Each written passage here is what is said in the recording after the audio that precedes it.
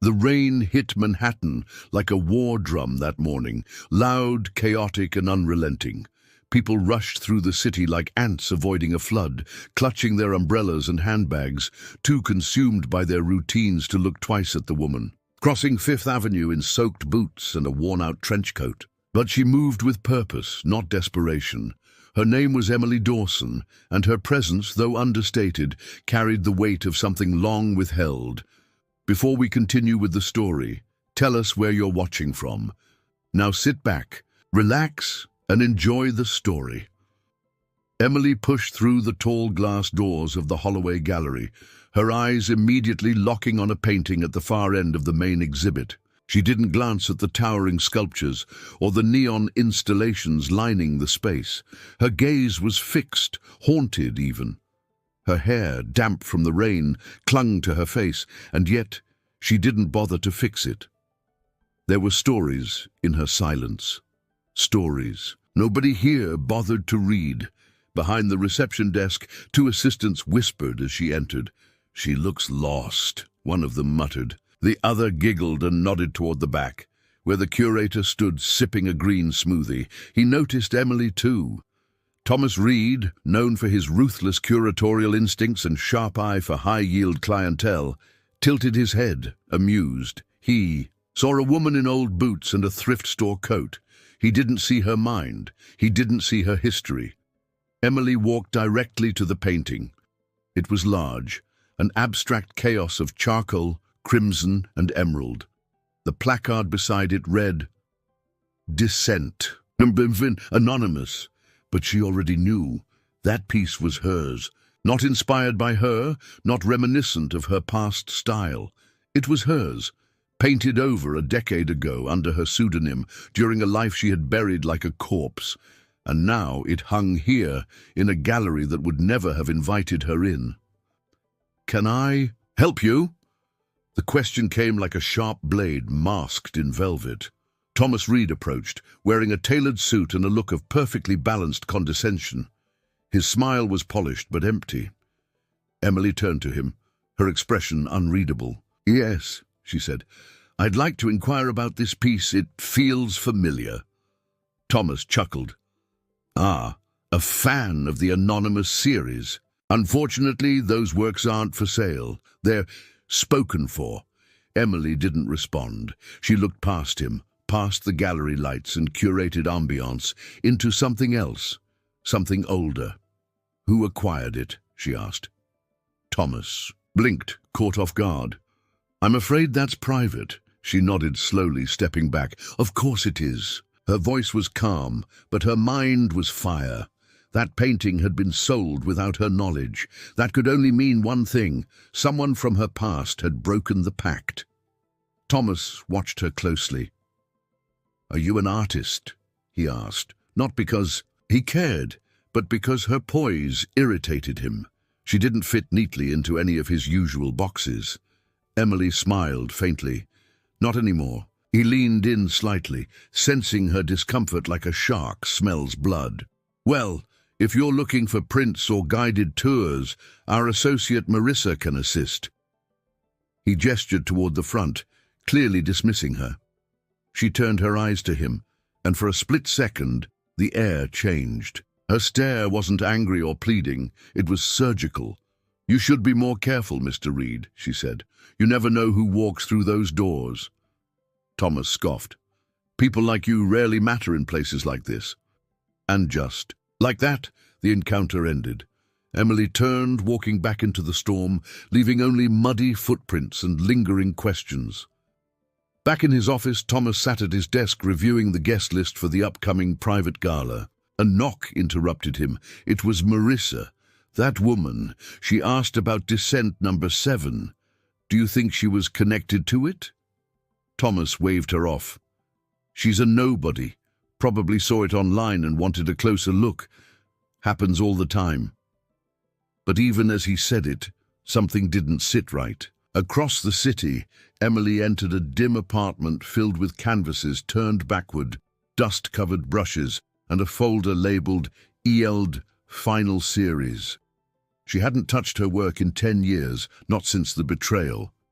But now it had surfaced. Again, someone had unburied her, someone had stolen her silence, and that meant the past was no longer content to stay buried. She sat by the window, watching the rain slide down like tears on glass. Her hands trembled, not from fear, but from the reawakening of something dangerous, purpose. She whispered softly to no one, "If they want a ghost, I'll give them one." It was just past midnight when William Grant poured himself a glass of scotch in his penthouse overlooking Central Park. The room was dim, lit only by the warm orange glow of city lights bleeding through the windows. The walls were lined with canvases, some famous, some forgotten, and some unsigned. But William didn't care about names. He cared about truth, and he could smell it in paint. He sat down at his desk, opening an encrypted email with no subject line. Inside, there was a photo, grainy, clearly taken with a phone, of a woman standing in front of Descent number 7. Her face was partially obscured by the light, but her stance, her energy, was unmistakable. William leaned forward, heart slowing to a deliberate thud. "Emily," he whispered. 10 years. 10 long years since she vanished without a word. Not a message, not a piece of art, not a whisper in the underground auctions where her name used to echo like mythology. And now, suddenly, a photograph, standing before a painting he'd acquired in secret.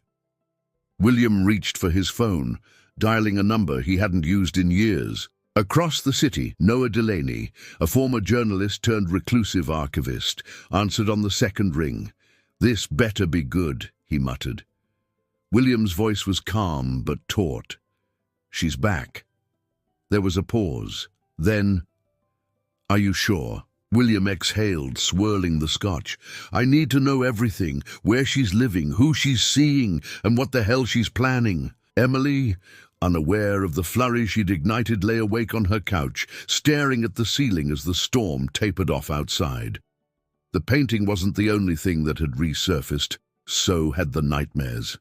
The same dream replayed every time, an unfinished canvas, a scream behind a closed door, and her name being erased off a wall she once built. There was more to it than art. There was something she never forgave herself for. At 2:37 a.m., she pulled out an old cell phone. It had one number saved, Liam Cross, the man who once protected her from the vultures of the art world and then betrayed her in the most intimate way. She didn't call. She didn't need to. His name on the screen was a warning to herself. Don't forget who burned you. Meanwhile, back at the Holloway Gallery, Thomas was staring at a security feed. He had the footage pulled from earlier that day. He couldn't explain it, but her words haunted him. "You should be more careful, Mr. Reed." Something in her eyes unsettled him, not threat, not resentment, certainty. He watched the video on loop, her walking in, her pausing, her knowing. That kind of confidence didn't come from admiration. It came from ownership. Thomas stood and walked to the back vault. Most galleries didn't keep personal archives anymore, but Holloway was known for its elitist obsession with provenance. He rifled through the files on Descent number 7. There it was, transferred anonymously through 3 intermediaries, ending in a private collector whose name was redacted. But the third intermediary, it was Liam Cross. Thomas's hands trembled as he ran through the timeline. If Liam sold it and she's here, was he trying to provoke her, use her, blackmail her? He closed the file and placed it back.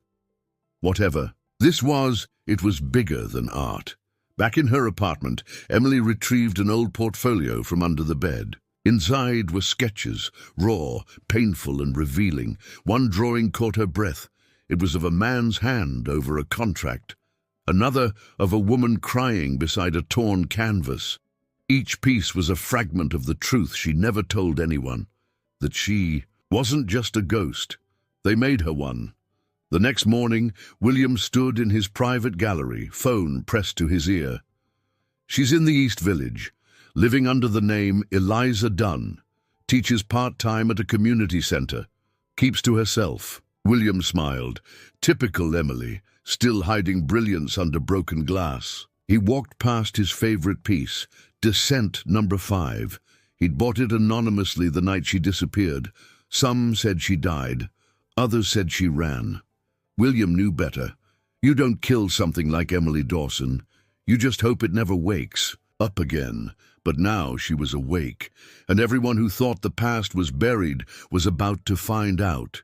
It was just sleeping. Liam Cross stood beneath the glass awning of a downtown cafe, oblivious to the drizzle that misted his leather coat.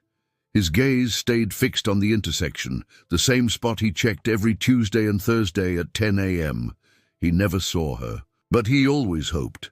People said he had moved on, that time had smoothed his guilt into silence. But guilt, he knew, didn't fade. It fermented.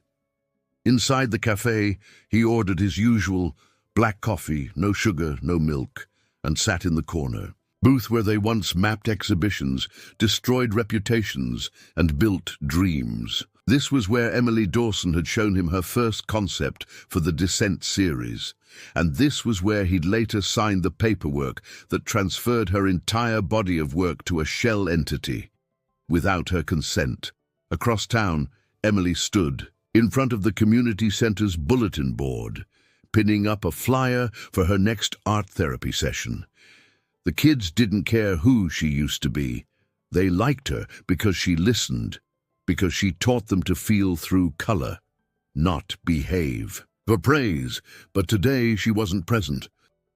Her mind looped around a single burning question. Why had Liam sold that piece? She told herself it didn't matter, that she had no desire to confront the past. But if that were true, why had she spent the entire night sketching the contract he forged behind her back? Why had she drawn his face again and again until the page blurred under tears? Meanwhile, William Grant leaned against a marble pillar in his penthouse, reviewing Noah Delaney's latest report. "You were right," Noah said on speakerphone. "Cross liquidated her works in chunks over 5 years, quietly, smartly. Enough to avoid headlines, not enough to avoid you." William smirked. "And the proceeds?" Noah hesitated. "That's the strange part. They didn't go to him. They went to a fund, anonymous, but used to bankroll community projects, including the one where Emily works." That caught William off guard. "So he betrayed her, but didn't profit?"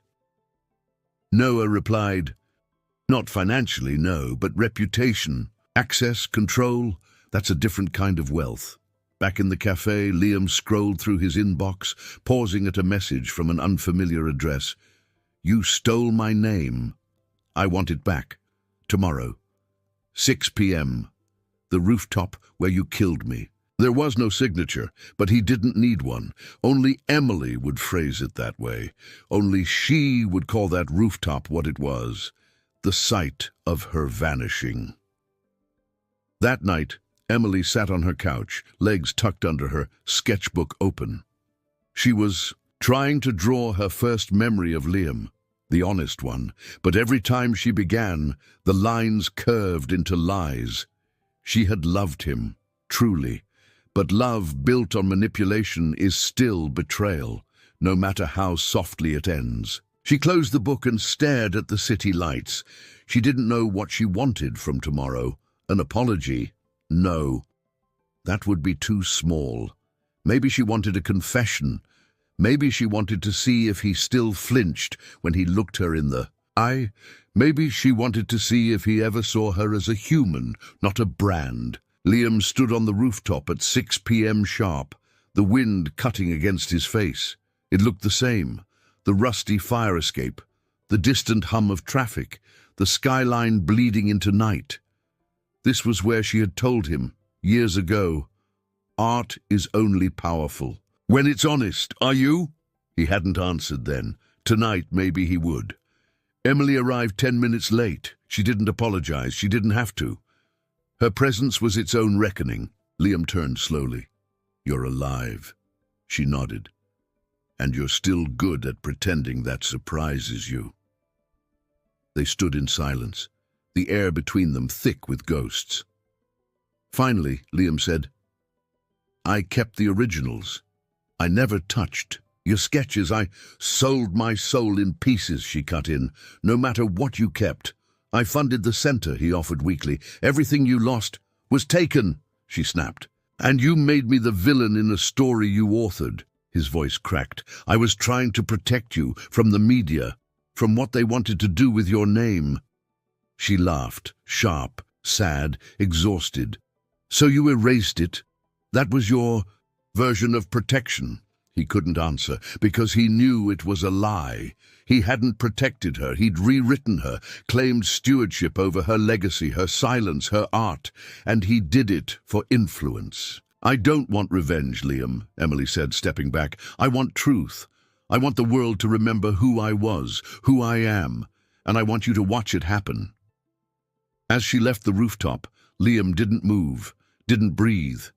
The echo of her footsteps felt like thunder, and in his pocket, the message notification from William Grant buzzed. "She's not staying hidden this time. You have 48 hours to come clean, or I will." By noon the next day, the entire front window of a tiny East Village art supply store was covered in a new installation, an unannounced piece from an unknown artist. No signature, no caption, just a single giant canvas titled "Forgiveness is Not Amnesia."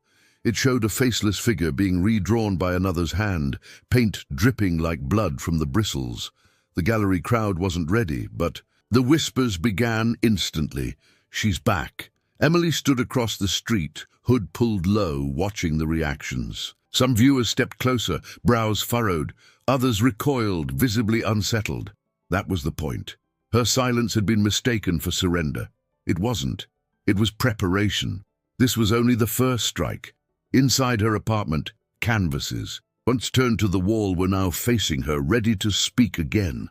The room felt alive. She hadn't painted this way in years, with rawness, with nerve. But there was no catharsis in it. Not yet. Only clarity. Art wasn't her refuge anymore. It was her weapon. Meanwhile, William Grant sat in a private studio uptown with Ava Chen, a renowned curator known for resurrecting buried artists. She stood before Emily's anonymous works, her expression unreadable. "You were right," she said quietly. "This isn't derivative, it's origin." William nodded. "I want a private exhibition, invite only, one night, no names until the final piece is revealed." Ava turned, surprised. "You're making her Lazarus." "She was never dead," William replied. "The world just stopped listening."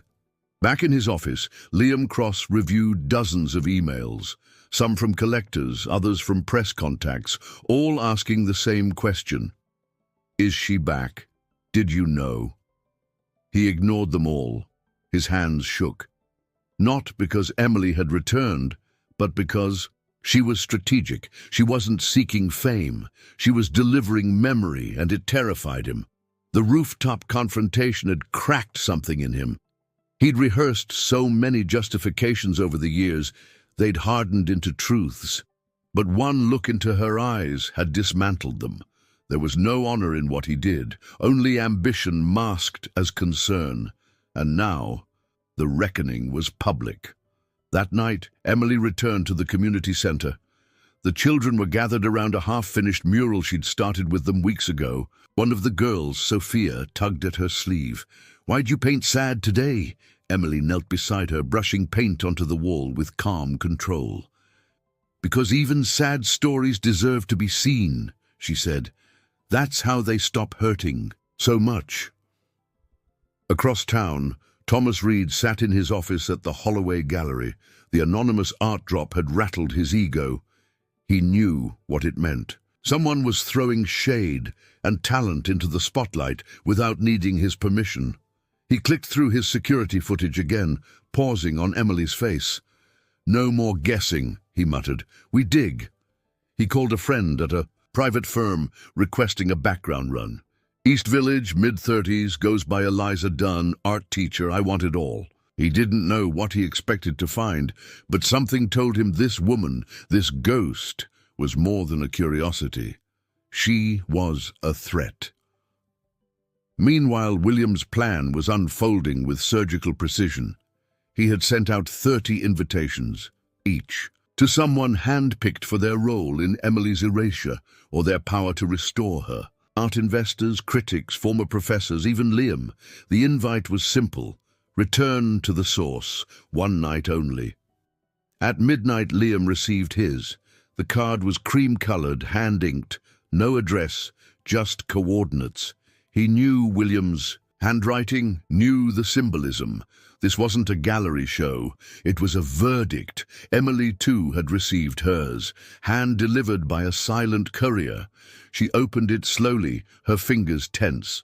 A part of her didn't want to play William's game. Another part knew she already was. This wasn't about art anymore.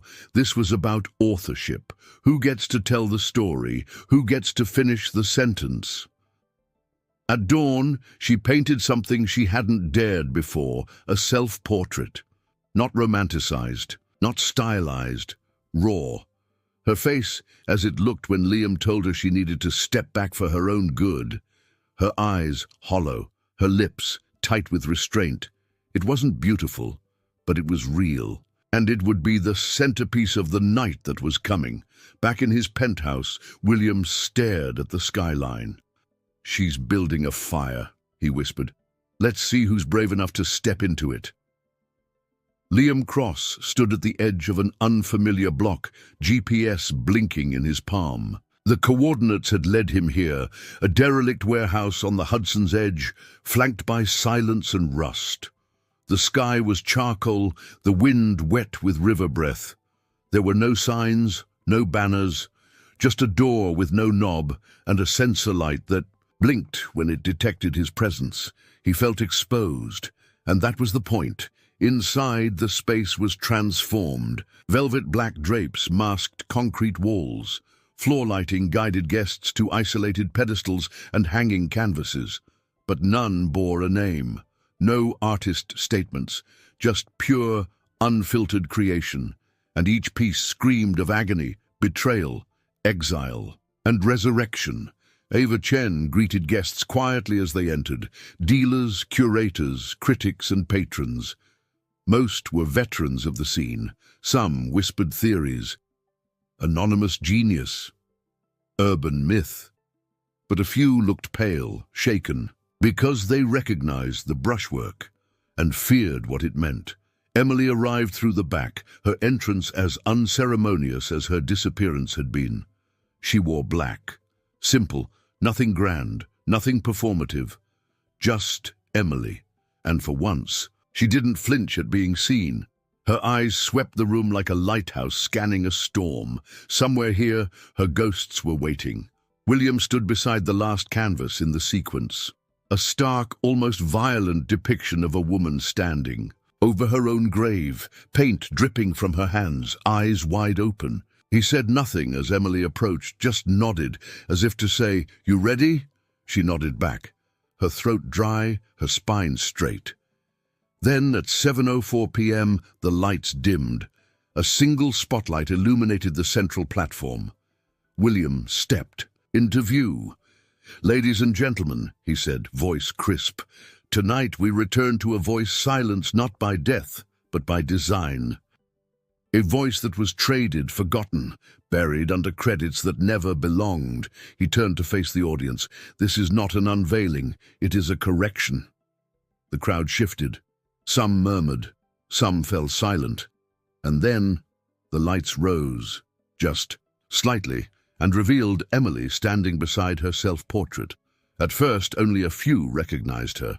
Then a collective murmur cascaded across the room. A few gasps. One critic dropped her wineglass. Liam, standing near the back, went cold. He had known, of course, but knowing is not the same as witnessing. Her presence hit him like a mirror, shattering at his feet. He didn't move. Couldn't. Emily didn't speak. She let the work speak for her. For 2 minutes the room was still. Then one voice, Ava's, softly broke the silence. Emily Dawson, not lost, not forgotten, reclaimed. Flashbulbs exploded, whispers turned to roars, a dozen hands shot up with questions. Why now? Where were you? How did this happen? But she raised her hand, just once, and the noise softened. I didn't come back. She said finally. I was never gone. You just stopped looking. She let the sentence settle like dust. Her gaze flicked briefly to Liam, and she saw what she needed to see, not defiance, not guilt, collapse. William took the mic again. There will be no sales tonight, no press statements, no bidding. Tonight is for watching, for remembering. And with that, the guests were guided through the collection, piece by piece. A woman's story in visual fragments, a betrayal painted in layers, a disappearance reconstructed with brutal honesty. Liam didn't stay. He slipped out before the second sequence began, retreating into the dark city like a thief, leaving a confession unsigned. Back inside, Emily lingered in front of the last piece, her self-portrait. A critic approached, wide-eyed. It's angry, she said. It's true, Emily corrected. William joined her quietly. You lit the match, he said. Let them watch the world adjust to your heat. Emily exhaled, tired but intact. Let's see who survives the fire. By morning, every major art outlet had published a version of the same headline. Emily Dawson returns from the dead. Photos from the exhibition exploded across the internet. Emily beside her raw self-portrait, guests frozen mid-gasp, the final painting etched into viewers' minds like a scar. The media called it revolutionary, survivors called it necessary. Emily watched from her small kitchen table, sipping coffee with trembling hands. Her name trended beside words like resurgence, resistance, revenge. But it didn't feel like revenge. It felt like surgery, painful, precise and overdue. She hadn't slept. She didn't know if she could anymore. You don't rest when ghosts are watching you exhale. Liam sat in his apartment, with all the curtains drawn. His phone had been vibrating non-stop. Gallery owners, journalists, investors, all hungry for his version. But what could he say? That he took her name in the name of love? That he profited off her trauma and disguised it as stewardship? His guilt wasn't abstract anymore. It was visible, framed, hung, and signed in silence. He walked to his bookshelf and opened a small safe behind it. Inside, a worn notebook. Emily's from years ago, sketches, journal entries, half-sentences that bled poetry. He had told himself when he stole her works that he was protecting this version of her, but now he realized he hadn't protected her. He had buried her. Meanwhile, at Holloway Gallery, Thomas Reed paced furiously in his office. Emily's comeback had shaken the entire city, not just because she'd returned, but because she had done it without him, without the gatekeepers, without the system. He knew what that meant. The hierarchy was vulnerable, and Thomas hated vulnerability. He called a contact at Art Scene magazine. I have a lead, he said. Emily Dawson's return, it's not what it seems. He paused, choosing his words like scalpels. Let's just say she wasn't as silenced as she claims. I have documents. The voice on the other end perked up. Provenance scandals, fabricated erasure. Thomas grinned. Something like that. Back at the community center, Emily was met with a strange mix of awe and distance. The staff smiled more tightly. The children looked at her with new eyes, not unkind, just curious. One boy whispered, "Are you famous now?" Emily knelt beside him. Being known doesn't make you real. You were already seeing the real. Me. That night she received an email. No subject, no signature, just an image. Her first major piece, Descent No. 1, now hanging in a private collector's home in Berlin. Below it, a single line. What they stole is still being sold. Her hands clenched around the phone. She'd reclaimed her name, yes, but not her legacy. The trail of her stolen work stretched across continents.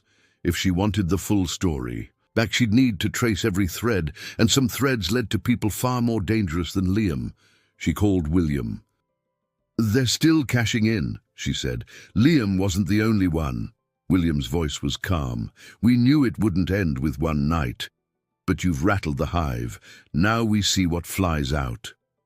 In another part of the city, Liam sat with his face in his hands. He opened a blank document and began to type. A confession, not a press statement, not a PR spin, just truth.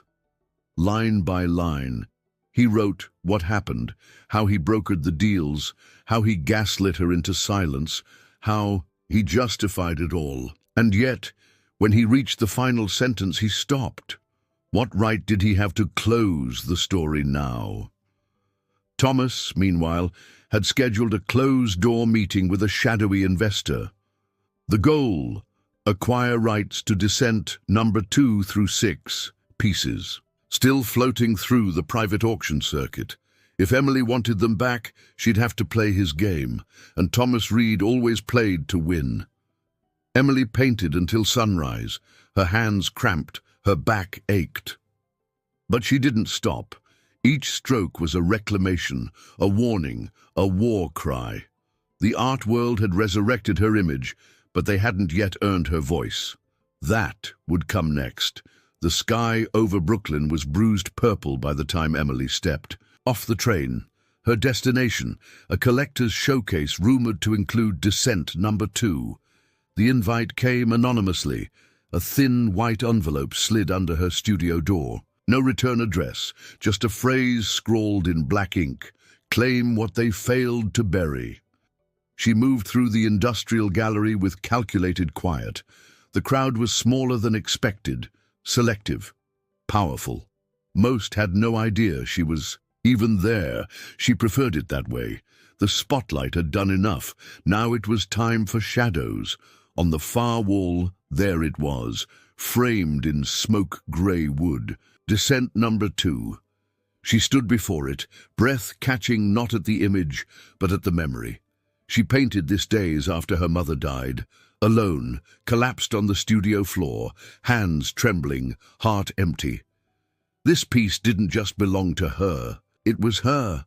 "Beautiful, isn't it?" a voice said behind her. A tall woman in her 50s, draped in minimalist couture, sipped white wine as she admired the canvas. "I acquired it in Paris.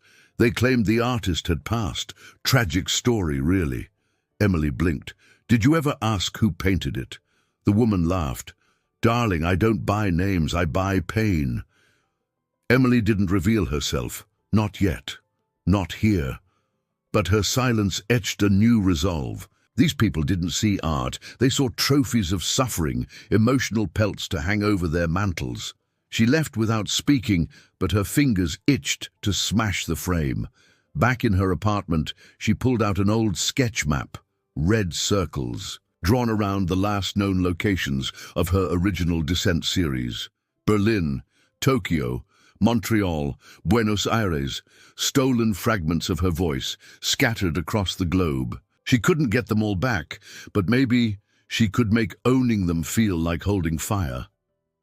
Meanwhile, Liam stood at his apartment window, watching snow drift sideways through the city glow.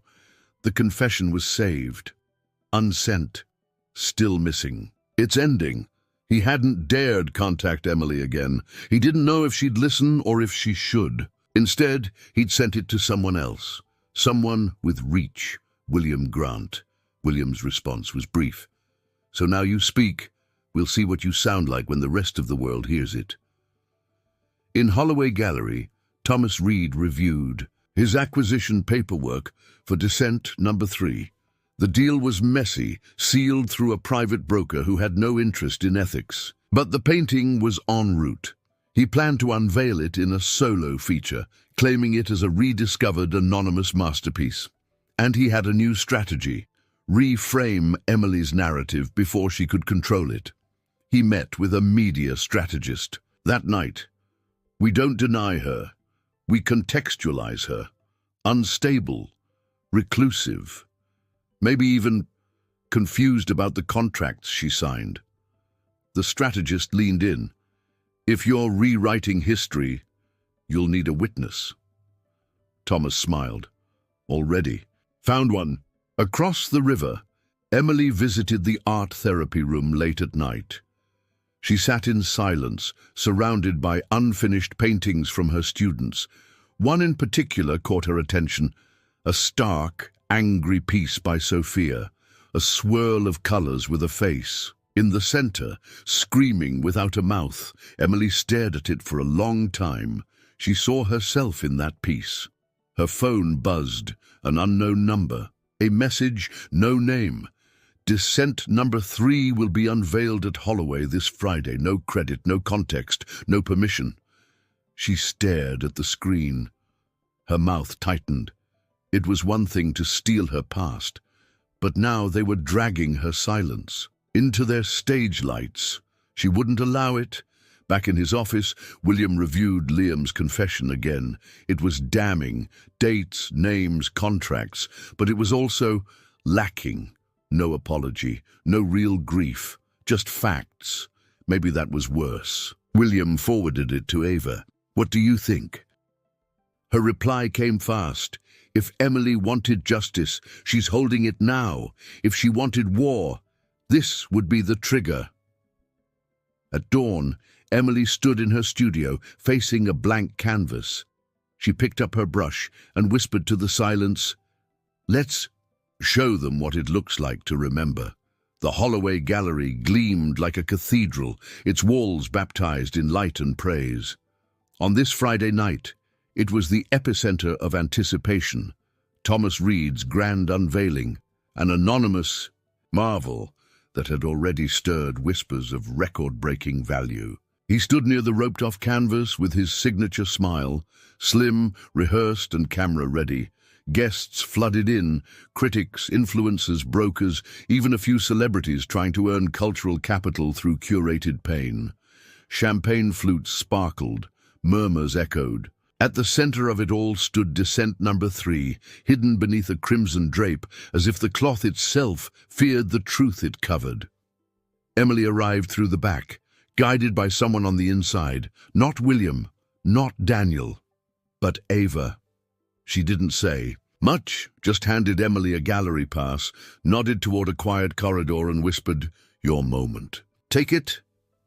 Emily moved through the side hall like a shadow, her face half concealed beneath a black scarf. She carried no art, only a USB drive and a plan. Meanwhile, Thomas prepared his introduction, speaking with the fervor of a preacher unveiling scripture. "Tonight," he began, "we reveal a lost voice, an echo of something raw, something untethered, art without an author, emotion without identity." The crowd leaned in, ready to witness a miracle. Emily entered the projection booth above the gallery floor. The technician turned, startled, but said nothing when he saw the pass. She inserted the USB drive, one file, a video labeled "Before You Clap." At the exact moment, Thomas pulled the cloth from the painting, revealing Descent number 3 in all its wounded brilliance. The gallery lights dimmed, and the projector roared to life. The walls filled with footage, grainy clips of Emily in her studio, her hands covered in charcoal and tears.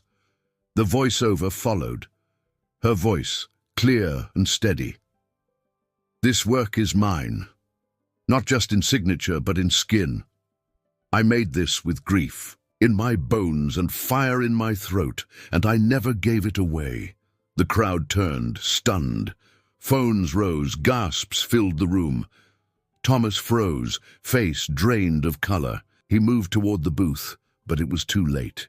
The video kept rolling. Photos of the original contracts flashed across the wall, her name scratched out, the forged signatures, the brokers involved.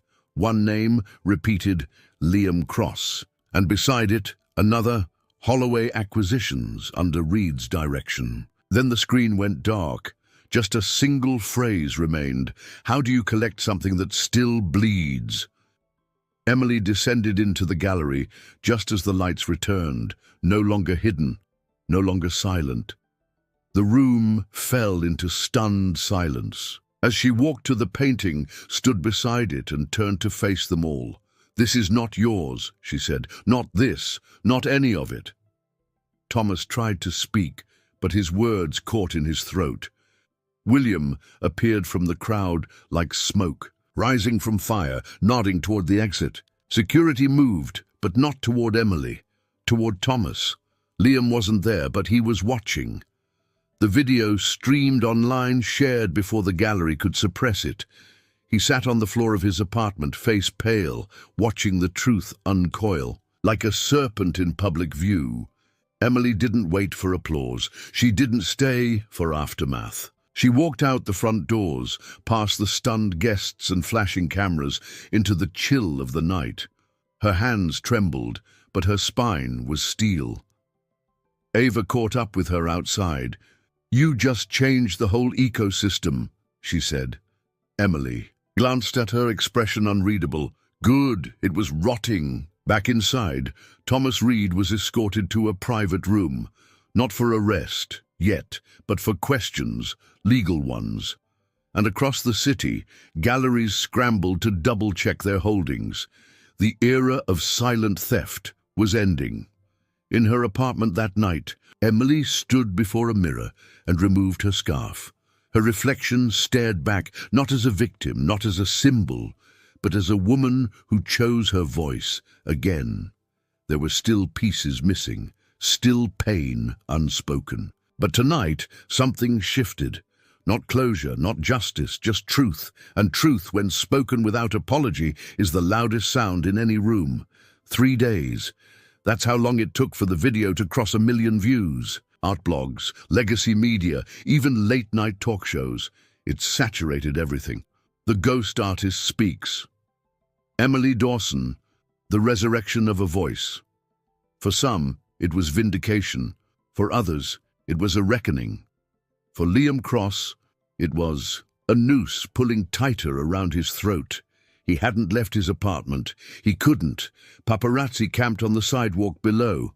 Reporters emailed questions disguised as apologies. Former colleagues disowned him by tweet. But none of it compared to what he'd seen in Emily's eyes the night she took her truth public. Not rage, but resolve. On his laptop, the confession sat open. Still unfinished. Still unsigned. He hovered his cursor over the send button. William's contact waited. So did the press. But his finger didn't move. What would it matter now? She'd already won, hadn't she? But across the city, Emily knew this wasn't over. The stolen paintings were scattered, the damage ongoing. Holloway had been exposed, but not held, accountable. And the truth was, she didn't want victory. She wanted restoration, not just for herself. For every artist who had been silenced, packaged and sold. That afternoon, she visited the community center for the first time since the exhibition.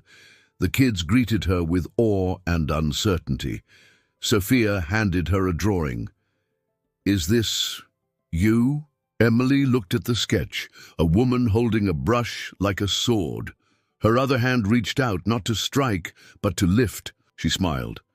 "It's who I'm trying to be." Meanwhile, Thomas Reed was drowning. Investors pulled out. Collectors demanded refunds. His legal team scrambled to build a defense. She never formally copyrighted her pieces. The deals were made through third parties, but public opinion didn't care about legality. It cared about ethics. And Thomas Reed, once the kingmaker, had become a cautionary tale. William Grant, as always, played the long game. He met with museum directors behind closed doors. "You want relevance?" he asked them. "Start with truth. Exhibit the ones you ignored. Restore what you erased." He didn't just want Emily vindicated, he wanted a shift in the entire system. That night, Emily painted. Not a dissent. Something new, softer, warmer. A child's hand pressed into hers. A skyline at dawn. Not pain remembered, but healing imagined. She didn't know if anyone would see it. That wasn't the point. It was for her. Then came the message from Liam. No subject line, no greeting. Just the confession attached. A single line below. You deserve to decide what happens to this. She stared at it for a long time. Read it once, then again. It was raw, ugly in its truth, no flattery, just full accounting. She could leak it, or she could let it rot. But deep down, she knew. The system wouldn't change unless someone from the inside cracked it open.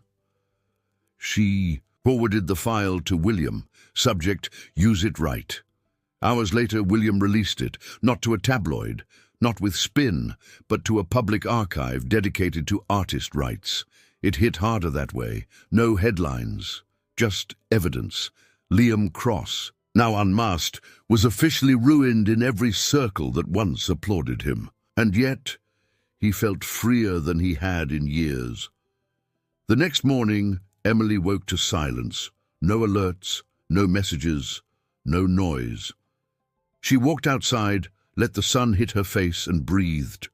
The war had cost her everything, but she had her name back, her story, her voice, and for the first time in a decade, she felt like she could whisper to the world, "Now I begin." The world moved on faster than Emily expected. The headlines faded. The art world, always hungry for the next scandal, began, whispering about a Brazilian street artist who painted on skyscrapers. But Emily didn't mind. She hadn't done this for permanence. She did it for peace. Her days grew quieter, mornings spent at the community center, teaching kids how to draw their grief without apology. Afternoons in her studio, painting not for exhibition but for herself. There were no cameras now, no invitations, just stillness, and it felt revolutionary. But the echo of what she'd unleashed still lingered in corners of the industry. Smaller galleries began holding restitution nights, where they gave space to voices they'd once ignored. One even displayed the Full Descent series, not for sale, not for prestige, but as a visual memoir of what had been stolen and reclaimed. Ava Chen reached out one evening. Her voice crackled softly through the phone. "You've done more than shake the pillars. You reminded the room that art has a soul." Emily didn't respond right away. She looked at her latest canvas, a quiet sketch of a girl planting sunflowers in cracked pavement. "I'm just trying to remember mine." Meanwhile, William Grant sat in a boardroom filled with men who once scoffed at Emily's return. He didn't argue. He didn't plead. He simply laid out a list of artists, all female, all marginalized, all erased, and offered his personal collection to the museum that gave them a platform. "You don't get to own their names," he said, "but you can protect them now." Liam Cross disappeared from the public eye. Some said he left New York. Others swore they saw him at a monastery in Greece. Emily never asked. She didn't need closure from him. His silence was apology enough.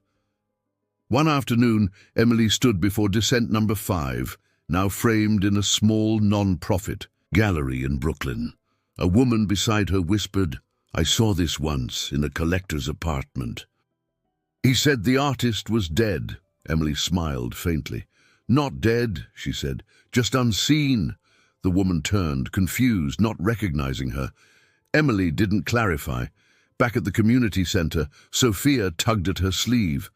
"Miss Emily, what does it mean when you paint with gold, but cover it with black?" Emily knelt beside her. "It means sometimes the most beautiful parts of us are hiding, but it doesn't mean they're gone."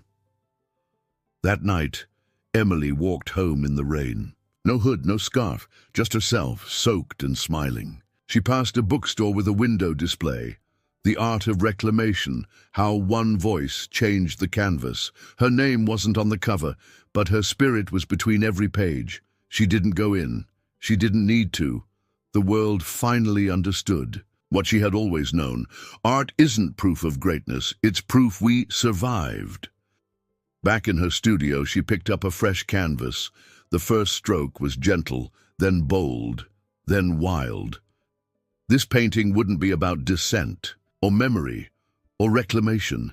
It would be about what comes after. Spring crept into the city like a promise whispered. The streets thawed, the trees trembled with new life. Emily moved through it all like someone learning how to breathe again, not rushed, not broken, just real. For the first time in years, she felt like a woman who lived in the world, not just remembered it.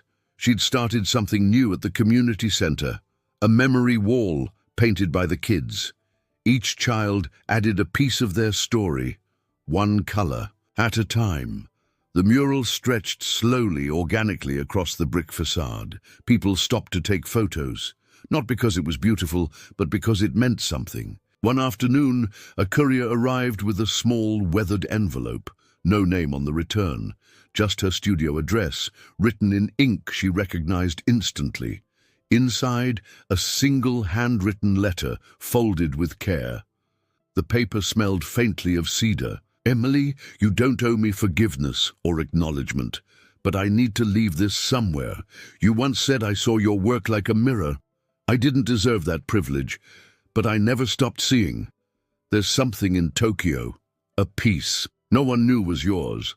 I left it where you could find it, if you still want to." No reply needed. L. She stared at the letter for a long time. Part of her wanted to burn it. Another part didn't.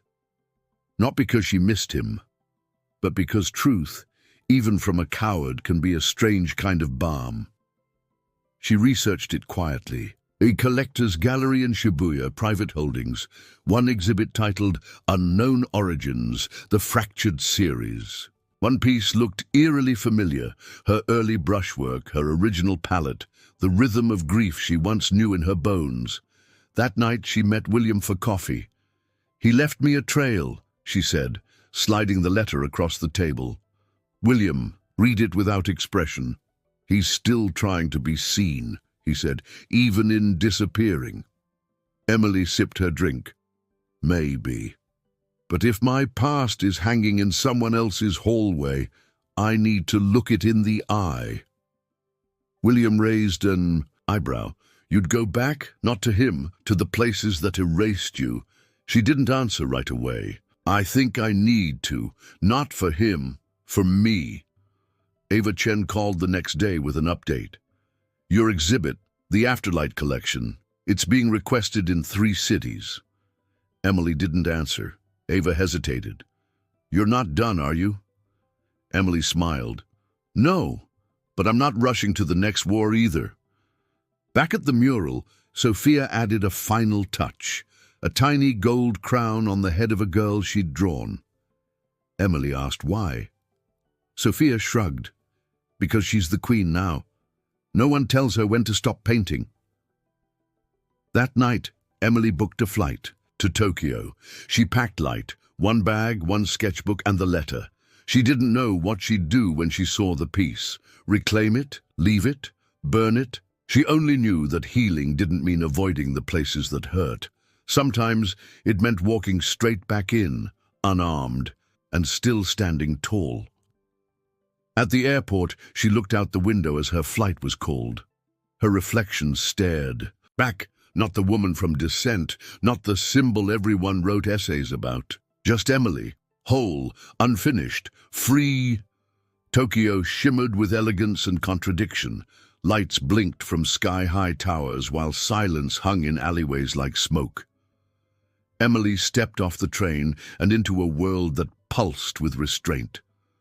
No one knew her here, not the guards at the gate, not the gallery assistant who bowed without curiosity, and that anonymity felt like breath. She followed the address carefully.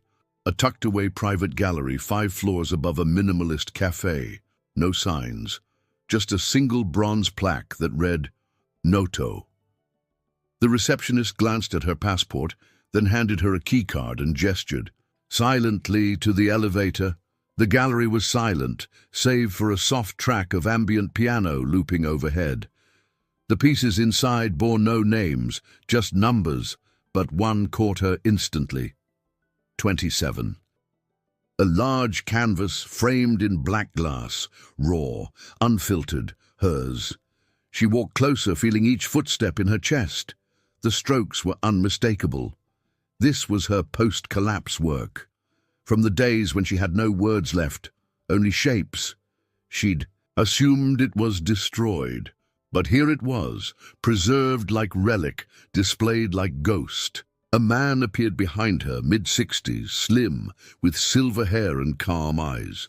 "I thought you might come," he said in perfect English. "He told me you might." She turned, unsure what she expected. Not this. "Who are you?" The man. He bowed. "Kenjiro Mori. I once studied under a man who claimed to know genius before it bloomed. He purchased this piece from a broker 8 years ago, kept it in the dark, until he died. Then I inherited the collection." She stared at him. "You knew it was mine." He nodded. "From the moment I unboxed it. But I don't believe in ownership, only guardianship." He handed her a folder. Inside, full documentation, original sketches, unpublished notes, even a photograph of her from behind, painting in a Brooklyn loft. Someone had watched, recorded, stored her without permission. "I don't want it hidden anymore," she said, "but I'm not ready to let the world consume it either." Kenjiro nodded. "Then let it breathe. We can install it at the National Museum, not for sale, not for press, just presence. You will curate it, as you are." She didn't answer, not immediately. Instead, she walked to a corner bench and he sat. She stared at the painting for 10 minutes. Her hand trembled when she reached for her notebook. And slowly, she began to draw, not the canvas, but the memory around it. Meanwhile, back in New York, William Grant reviewed the press release from Tokyo. No quotes, no headlines, just a single statement. Nash, 27, to be shown with original artist. Present. No one else would recognize the weight of that, but William smiled. The right people would understand. Liam received the update via an alert. He didn't click it, didn't read further. He simply closed his laptop and stepped outside, the sun breaking between clouds above him. For once, he didn't want to know what Emily would do. He only wanted her to do it on her terms. In Tokyo, Emily stayed 3 more days. She met with curators, walked the galleries in silence, ate simple meals and remembered what it was like to see beauty without grief clinging to its edges. The day she left, she visited the piece one last time. A small card had been placed beside it, not with her name, just this: she lived, she painted, she remained. The flight home was quiet. No turbulence, no announcements, no distractions. Just clouds sliding past the window and Emily's mind drifting through memory. She didn't bring the painting back. She didn't need to. Its presence, suspended in Tokyo's stillness, felt more honest than anything locked in a vault. When she arrived at her apartment, it smelled faintly of lavender. Someone had left fresh flowers on her doorstep. Sophia, probably. A small card was tucked between the stems. It read simply, "Still painting. S." At the community center, things had shifted in her absence. The kids had expanded the mural. A new section depicted a bridge made of paintbrushes and paper, stretching toward a golden sun. Beneath it, a girl stood holding a canvas that read, "I am not erased." Emily stared at it, tears pricking behind her eyes. She hadn't told them her full story, but somehow they knew. Inside, the director greeted her with an excited expression. "There's someone you need to meet," she said, leading Emily to one of the small classrooms. A new student sat alone, sketching with a kind of intensity that felt familiar, almost haunting. "Emily, this is Leo," the director said. "He's 13. He doesn't talk much, but he knows who you are." Emily crouched beside him. "Hi, Leo." He didn't respond, but he turned his sketchpad towards her. On the page, a rough, beautiful recreation of Descent number 4, her colors, her shapes, her grief. But this version had a doorway at the center, a way out. She whispered, "Did you make this from memory?" Leo nodded once, shyly. She looked at him, really looked, and saw not a prodigy, not a fan, but a witness. "I'd like to learn from you," she said softly, "if that's okay." That was how it began. Days became lessons. Lessons became collaboration. Emily didn't teach so much as listen. She let Leo show her how her silence had resonated through someone else's noise. For the first time in her life, she wasn't passing down pain. She was planting resilience. Meanwhile, William sent her an offer, a foundation in her name. No board, no gala, just grants for artists who'd been dismissed. "Only if you want it," he wrote. "No pressure, just space." She replied with a single line, "Let's call it Afterlight." And just like that, the cycle shifted, not closed, but opened in a new direction. She and Leo worked on a final mural together. This one showed not wounds, but healing. Not descent, but ascent. A ladder of colors leading out of shadow, one brushstroke at a time. People asked when she'd exhibit again, when she'd release a new series. She didn't have answers. But for once, she didn't feel like she owed, and them won. The art was still happening. It just didn't belong in glass boxes anymore. One rainy afternoon, an envelope arrived. No courier, no stamp, just placed neatly in her mailbox, like it had been waiting there all along. Emily held it carefully, feeling its weight. Inside, a letter hand-typed on thick ivory paper. It came from a private European collector, the kind who buys silence with checks and hides masterpieces in climate-controlled vaults. But this letter wasn't about acquisition. It was an invitation. A private museum in Amsterdam is offering to build an entire wing in your name, a retrospective of your lost and reclaimed works. Creative control, full curatorship, no sale attached. Just reverence. It was, objectively, the kind of gesture that most artists dream of. Immortality, space, name carved into stone. But Emily didn't know how to feel. That night, she sat at her kitchen table, staring at the invitation.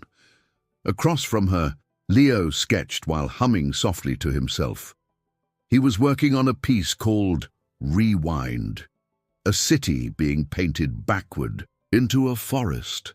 She watched the lines take shape. He didn't need a gallery. He needed freedom. She picked up the envelope and placed it in a drawer. She wasn't ready to answer. Not yet. Later she met William for tea. The cafe was quiet, filled with soft jazz and the clink of ceramic. She slid the letter across the table. "It's generous," she said. "It's respectful, but I'm not sure it's right." William read it without speaking, then set it aside. "They want to preserve you," he said, "but you're not finished yet." She looked out the window. The rain had started again. What if legacy isn't about being remembered? What if it's about who keeps painting after you stop? He smiled. Then you've already won. Across the city, Thomas Reed was quietly resigning. No press statement, no apology, just a handwritten note left on his assistant's desk. "I forgot that art was about the artist, not the auction." No one wept for him. He faded, not with scandal, but irrelevance. Back at the community center, Leo asked her a question that stopped her breath. "If someone paints your life after you die, is it still yours?" She thought for a long time, then answered, "Only if they paint it honestly." That weekend, they finished their final mural together. It showed two figures walking away from a burning gallery, not fleeing, but evolving. In the background, a child painted new stars into the sky. Emily signed the bottom, not with her name, but with Leo's. And for the first time in her life, she felt lighter, as if every stolen brushstroke, every silenced sketch had finally found its place. It was dusk when Emily returned to the rooftop, the same place where Liam had once betrayed her with good intentions and bad judgment. The wind still carried the city's breath, but the skyline had softened, less like a battleground, more like a painting unfinished. She wasn't here for nostalgia. She came to leave something behind. Tucked beneath her coat was a small, rolled Canvas, not a descent, not part of any series, just one piece, an unnamed image of a girl walking into light, a shadow behind her, not chasing, just fading. It had taken her weeks to complete. It was her last purge. She pinned it to the rusted railing with simple clips. No signature, no frame, just truth. Back on the ground, she passed by a bookstore window. The biography someone else had written about her was in the display. Emily Dawson, the artist who refused silence. She paused, not angry, not amused, just detached. They had their version. She had hers. At the community center, Leo unveiled his first solo piece, a mosaic of mirrors arranged into a fractured cityscape. It shimmered when you walked by, reflecting you in broken pieces. His title, We're Still Here. Emily watched him from the back of the room, hand over her mouth. He had a voice. He didn't need hers anymore, and that filled her with a pride deeper than any gallery applause. Later that week, she visited the coast, alone, no sketchbook, no agenda, just sky, wind, and salt. She stood by the waves, eyes closed, and whispered the names of every piece. She never got back, not as grief, as tribute. Each name became lighter. Back in New York, the mural at the center was complete. The kids had added one final stroke, a door in the middle of the wall, opening into sky. Above it, painted in soft gold, were the words, "The canvas was never the point. The point was that she kept painting." Emily smiled when she saw it. No, one told her they added that. They didn't have to. In her studio, she left a note on the table beside her last unfinished canvas. Not a farewell, just a message. Art is what remains when the noise disappears. Then she stepped outside. No more hiding, no more defending, just living. And somewhere, far from galleries, critics, and contracts, a child picked up a brush for the first time. Because she'd made space, because she'd endured, because she remembered, and now she could finally forget. If you've made it this far, let us know what you thought about the story. Rate it from 1 to 10 in the comments. We'd love to hear your thoughts. And if you're not subscribed yet, don't forget to subscribe to catch all our upcoming stories.